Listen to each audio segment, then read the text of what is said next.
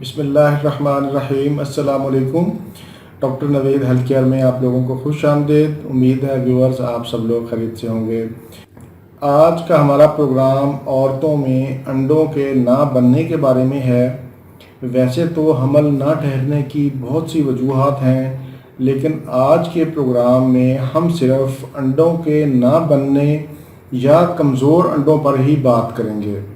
इसके साथ साथ ऐसी औरतों के लिए परहेज़ और इलाज भी प्रोग्राम में शामिल है।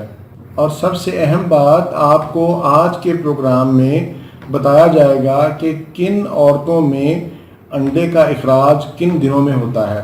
औरतों में माहाना अयाम ख़त्म होने के बाद से लेकर अगली बार अयाम शुरू होने तक महीना में एक बार बैज़ादानी से अंडे का इखराज होता है।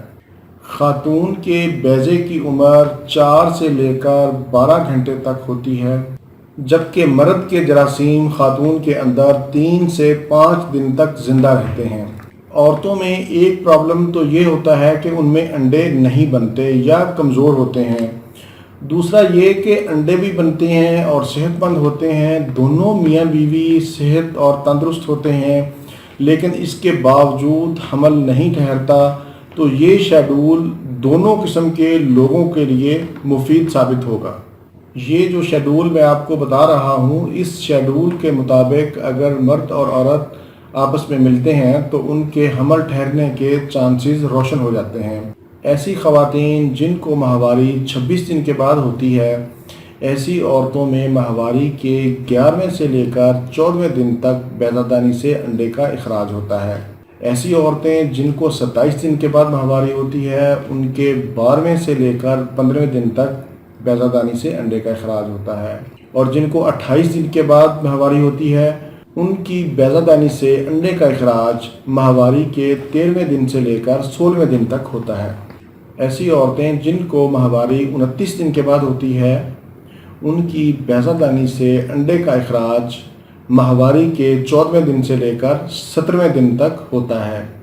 और ऐसी ख़वातीन जिनको माहवारी 30 दिन के बाद होती है, ऐसी ख़वातीन के बैज़ादानी से अंडे का इखराज माहवारी के 15वें दिन से लेकर 18वें दिन तक होता है।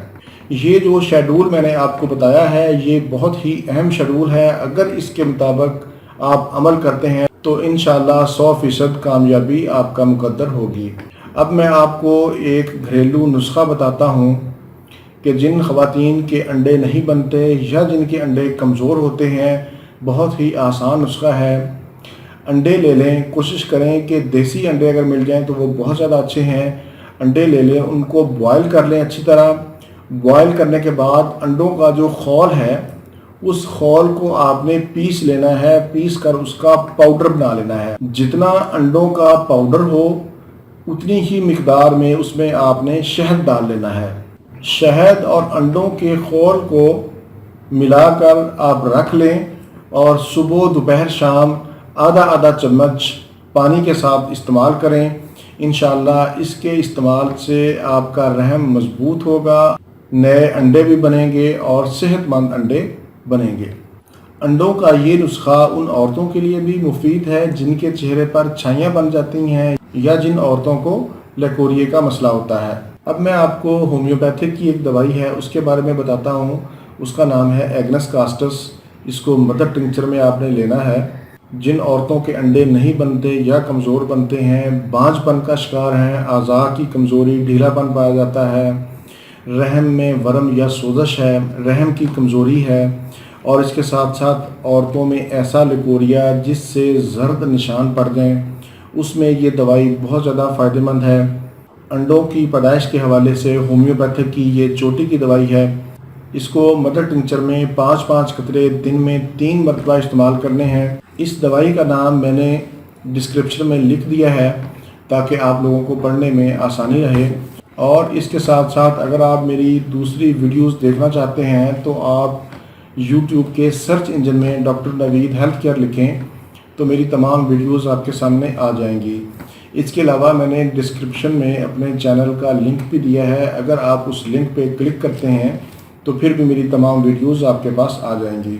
अब मैं ऐसी ख़वातीन के लिए चंद एक चीज़ें परहेज़ की बताता हूँ کہ وہ چکنائی اور مسالہ دار اشیاء سے پرہیز کریں، فروٹ زیادہ سے زیادہ کھائیں، فریش جوسز کا استعمال کریں، انڈوں کا استعمال کریں، ہلکی پھلکی ورزش اور سیر ضرور کریں، اپنے وزن کو کنٹرول میں رکھیں، بغیر بالائی کے دودھ کا ایک گلاس ضرور پئیں۔